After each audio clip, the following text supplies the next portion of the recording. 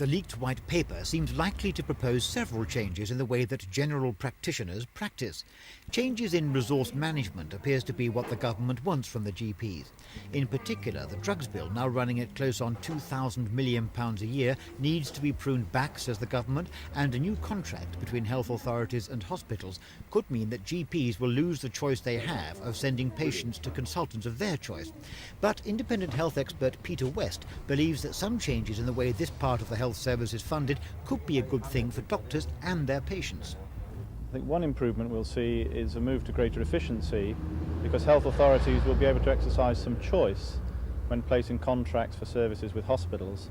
At the moment, they're more or less obliged to use the hospital which they own, and we know from the available data that hospitals vary tremendously in the efficiency with which they treat patients. Is this in any way going to help the patients in ways that you feel will be beneficial? I think it will help patients, but obviously we'll need to make sure that the quality of services is maintained and improved by any changes, as well as any reductions in costs that are achieved. But some GPs believe that although it's not unreasonable to monitor drug costs more closely, full budgetary control in a practice can only add to the overall cost of medicine, whilst other proposed changes could adversely affect patient care as well as the doctor-patient relationship. I wonder what happens to patients who are obviously going to require particularly expensive care.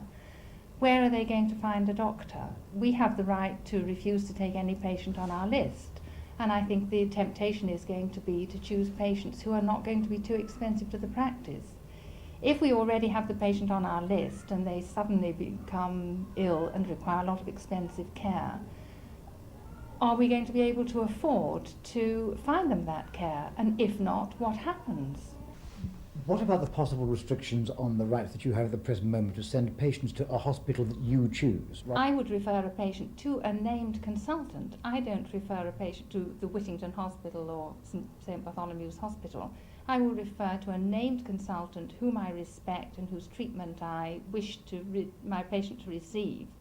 And I would very much like to retain that right. And the white paper on the National Health Service is due to be published tomorrow. Christopher Rainbow for Thames News.